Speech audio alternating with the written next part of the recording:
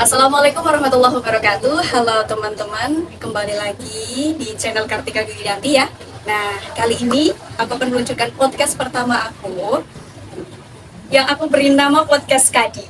Nah, tema yang akan aku ulas pada podcast perdana aku kali ini yaitu mengenai new media. Ya, teman-teman pasti nggak asing kan dengan kata-kata new media. Oke, akan kita bahas diskusi bareng-bareng saat ini dengan narasumber yang udah aku undang, yaitu temen aku sendiri ya, namanya Mbak Sita. Halo Mbak Sita. Ya, nah untuk lebih lengkapnya, Mbak Sita silakan perkenalan diri. Ya, oke. Perkenalkan, nama saya Sita Nurfadila, biasa dipanggil Sita. Sekarang sedang duduk di bangku perkuliahan semester 7 sama dengan Pak Kartika. Namun bedanya saya prodi bimbingan dan konseling Islam, tapi fakultas kita sama, fakultas dakwah. Iya, betul. Alamat rumah saya di Kecamatan Jeruk Legi, Kabupaten Cilacap. Pak Kartika tahu?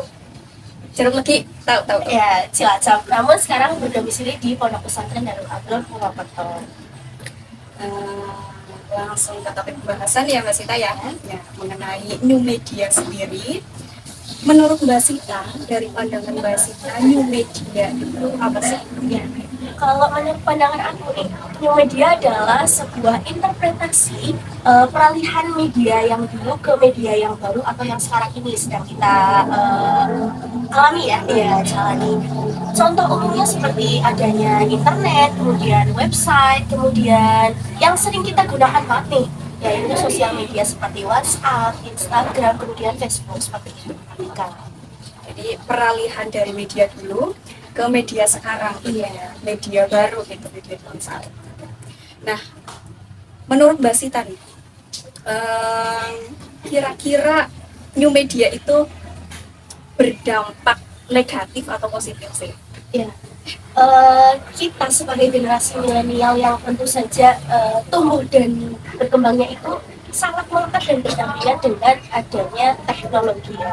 Itu sebenarnya bisa mendatangkan dua sisi. Ketika kita menggunakan hal tersebut untuk hal-hal yang benar, maka hal tersebut akan mendatangkan dampak-dampak positif. Sedangkan ketika kita menggunakan untuk hal-hal yang salah, maka tentu saja akan mendatangkan dampak-dampak negatif. Jadi memang pastinya ada kemungkinan dampak positifnya, ada dampak negatifnya. Iya, tergantung penggunaannya. Mengenai dampak positif tuh, kira-kira dari Mbak Sita, itu dampak positif dari new media yang Mbak Sita rasakan, terutama yang paling kelihatan, itu seperti apa sih?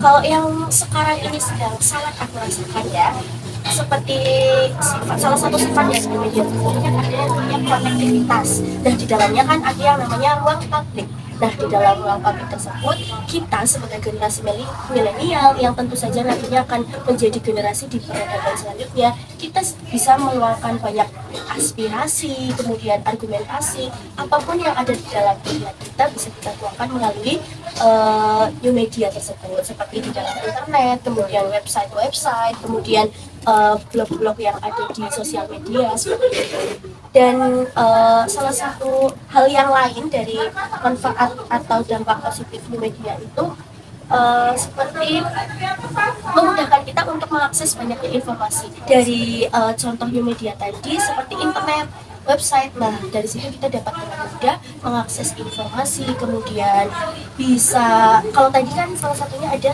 sosial media ya. Nah, selain informasi, komunikasi juga dapat dengan mudah kita akses mulai dari yang berdekatan sampai yang berjauhan dari antar negara.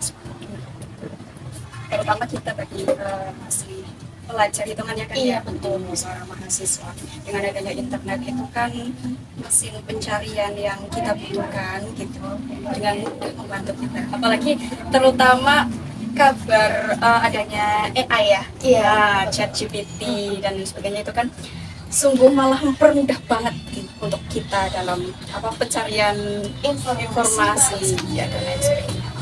Itu dampak positif sama sekali.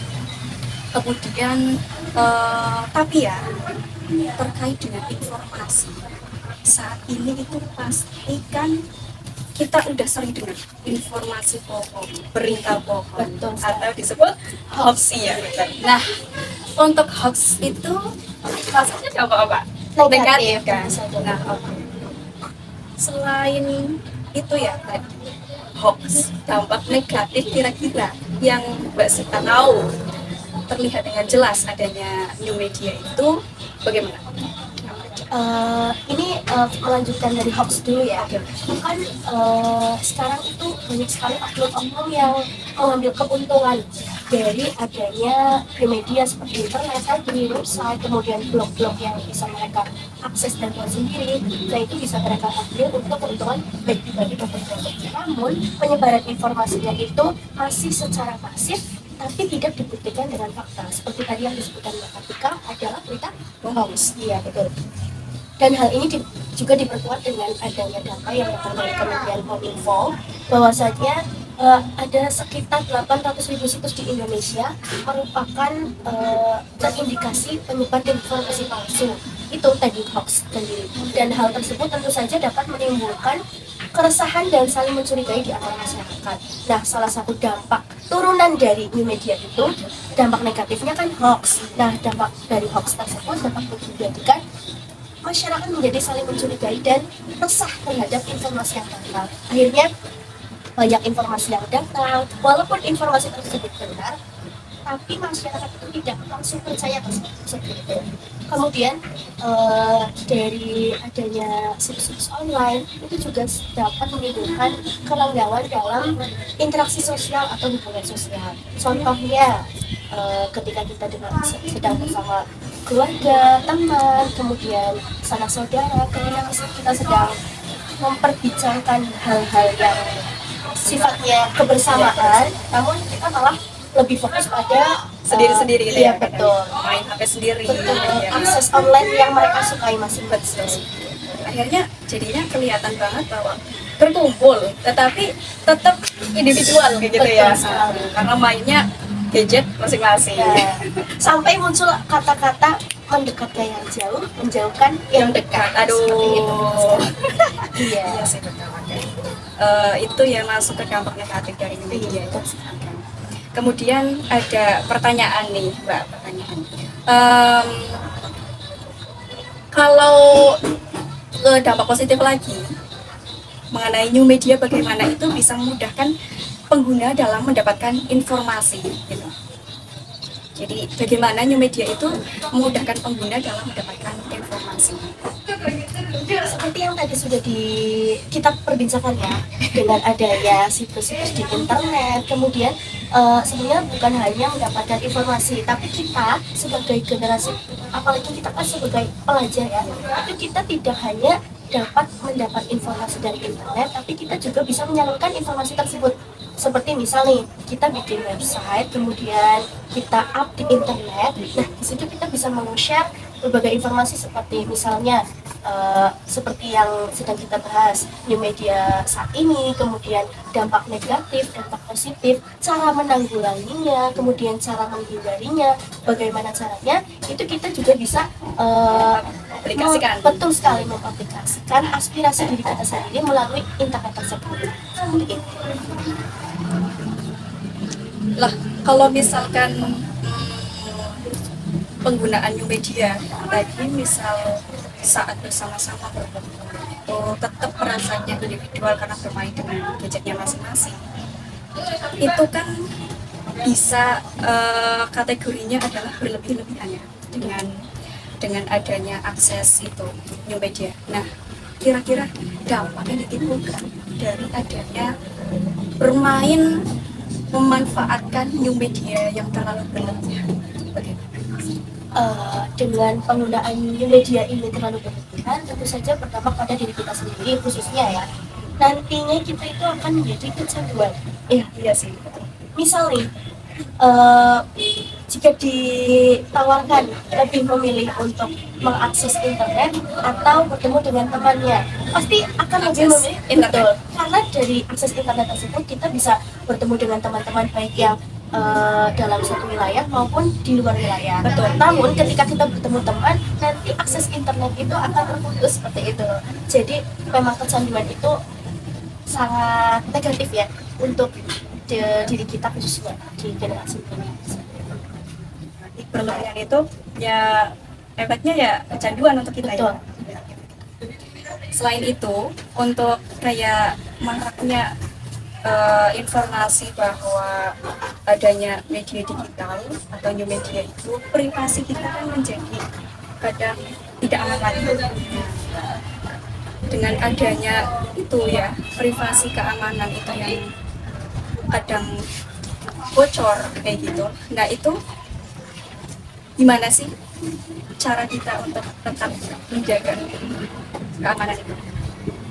Tentu saja yang pertama kita harus lebih hati-hati, apalagi seperti yang tadi sudah kita bahas bersama, ketika kita membuat blog kemudian kita mempublikasikan informasi yang datang dari diri kita. Tentu saja dalam pertama kan kita harus login terlebih dahulu, itu kan memasukkan data diri. Nah itu juga kita harus memiliki akses atau privasi untuk membatasi dari akses akun kita dengan akun yang lainnya, karena hal tersebut jika bocor bisa menyebabkan cybercrime. Ya. Iya betul. Apa namanya? Kebocoran informasi. Betul, kejahatan dunia maya. Nah itu juga dapat memicu, sekarang kan lagi marak nih penipuan online. Nah itu juga salah satunya dengan akibat dari kebocoran data atau privasi. Betul. Mulai dari nomor handphone, betul, data diri kita yang dapat digunakan oleh orang lain untuk disalahgunakan kemudian diambil untuk keuntungan mereka sendiri. Foto juga termasuk ya. Ya betul sekali.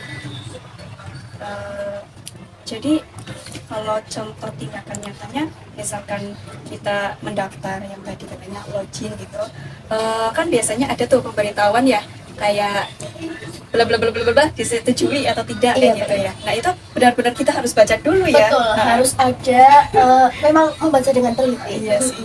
Budaya membaca itu sangat penting. perintahnya diperhatikan dulu apa gitu ya, untuk mengakses apa.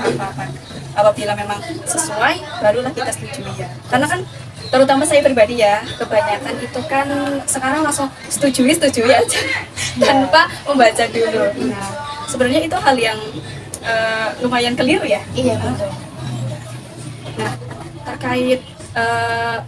terkait akses misalkan lokasi lain-lain sebagainya, kayak misalkan di status WA itu kan sekarang udah update foto aja, kita tidak perlu menjelaskan panjang lebar sedang di mana dengan siapa gitu ya. Itu kan sudah ada GPS gitu, kita tinggal mengaktifkannya, otomatis akhirnya langsung terkoneksi kita ada di mana.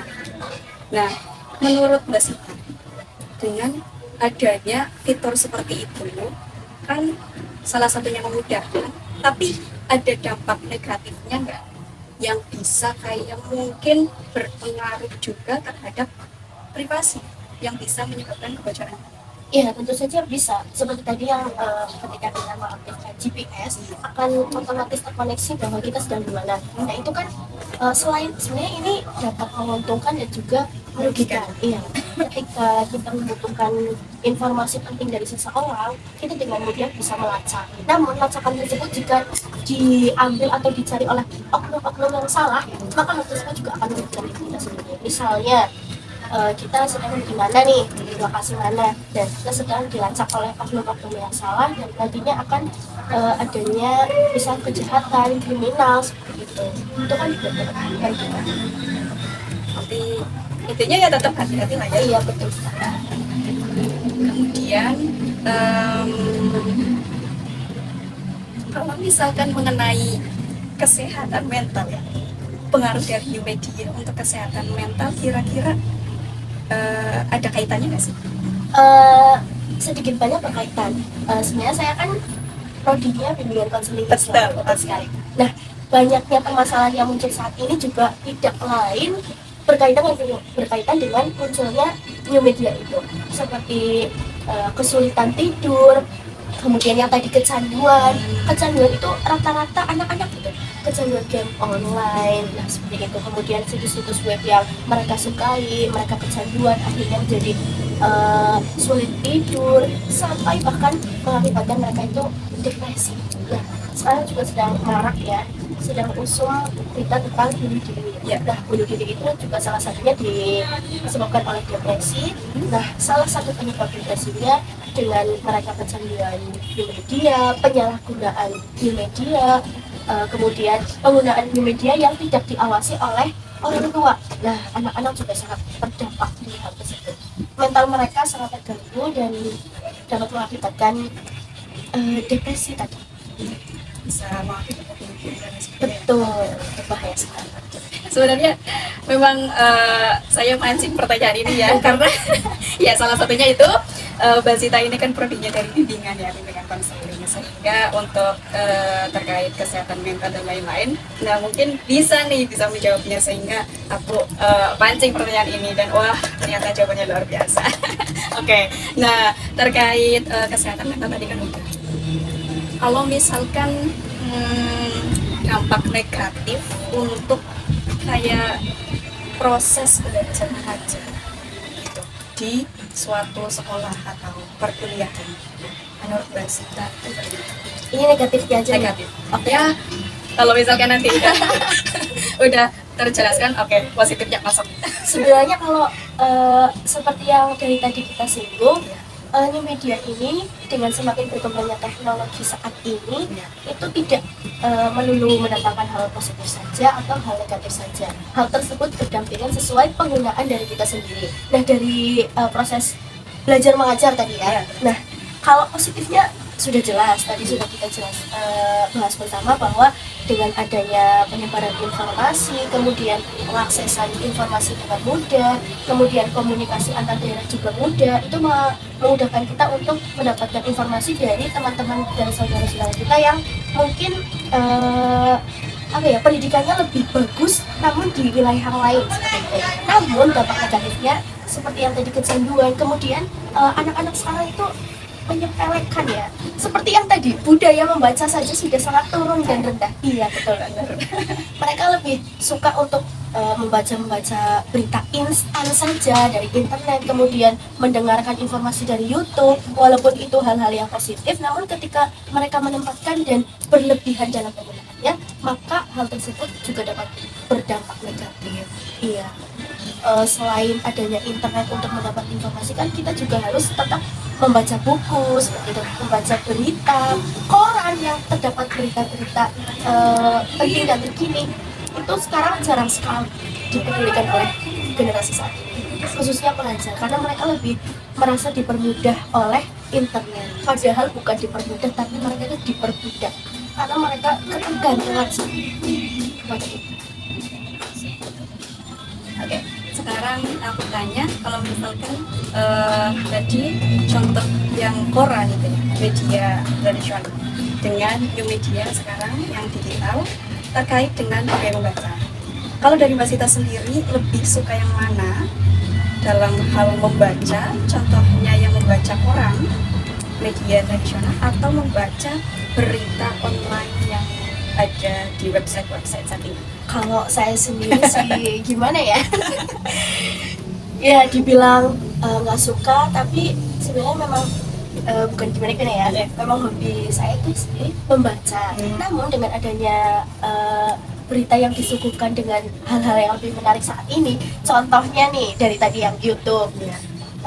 Tanpa kita membaca pun kita bisa mendengarkan, dan itu tentu saja lebih dipermudah dengan teknologi yang saat ini. Namun pesan aja nih untuk generasi sekarang, walaupun kita sudah sangat dipermudah dengan adanya situs internet, situs web yang memberikan informasi yang kita butuhkan dan dapat kita akses dengan mudah, namun budaya membaca itu sangat tidak boleh ditinggalkan, karena bagaimanapun bayi yang baru lahir saja pasti yang pertama diajarkan adalah kata-kata yang bisa menunjang mereka membaca. Kemudian Mbak Kartika dulu TK apa ya? Tidak sih. Anak-anak TK saat ini nggak mungkin dong langsung diajarin cara membuka internet, cara mengakses YouTube bagaimana. Guru-guru di TK pasti mengajarkan yang pertama adalah pengenalan terkait huruf-huruf alfabet untuk mereka membaca. Nah, tujuannya adalah ketika mereka nanti diharapkan dengan new media seperti yang saat ini, mereka itu tetap bisa hati-hati dan tidak melupakan dengan budaya bacanya, karena tidak sepenuhnya informasi yang datang dari situs internet itu benar. Namun kalau yang dari buku-buku itu kan dapat dibuktikan data kepastiannya, karena kan berasal dari ilmuwan-ilmuwan terdahulu, ya sumber-sumbernya juga jelas gitu. Intinya beriringan sih sebenarnya ya, Iya. berdampingan gitu ya. Oke, terakhir nih, mungkin Mbak Sita bisa rangkum sedikit mengenai dampak negatif dan dampak positif secara poin-poin. Oke, coba. Oke, kalau tadi kan kita udah panjang lebar Iya. ya. Pada intinya, new media atau perkembangan teknologi saat ini itu pasti akan mendatangkan dua sisi, baik itu dampak positif maupun dampak negatif. Itu tergantung pada penggunaannya, yaitu tergantung pada diri kita sendiri. Kontrol diri sendiri, kemudian pemantauan dari orang tua, kemudian cara memanfaatkannya bagaimana. Nah, itu yang akan mendatangkan dampak positif dan dampak negatif. Nah, dengan banyaknya informasi saat ini, sebaiknya tidak langsung kita share sebelum kita saring terlebih dahulu. Nah, Share new media sebelum saring sebelum sharing. New media ini kan tidak terputus dan tidak lain, bukan dari akses internet atau hal-hal yang berkaitan dengan hal online kan. Nah, itu pentingnya dengan tadi apa Pak? Saring sebelum sharing. Betul sekali. Nah, itu pesan saya. Kesimpulannya memanglah ada dua ya, dampak positif dan negatif dari new media itu tetap ada. Nah, tergantung dari diri kita untuk mempergunakannya. Jadi kalau kita mempergunakannya dengan baik, ya pasti akan muncullah dampak-dampak yang baik, dampak negatif. Dampak positif. Iya. Kalau misalkan kita mempergunakannya dengan kurang bertanggung jawab gitu, berarti ya dampak-dampak yang akan kita rasakan pastilah dampak yang negatif, dampak buruk. Semuanya tergantung pada diri kita dalam mengelola new media itu sendiri. Ya, terima kasih kepada Mbak Sita atas kesempatan waktunya ya. Terima kasih sudah mau untuk saya mintai tolong ya untuk membahas mengenai new media ini, diskusi tentang new media.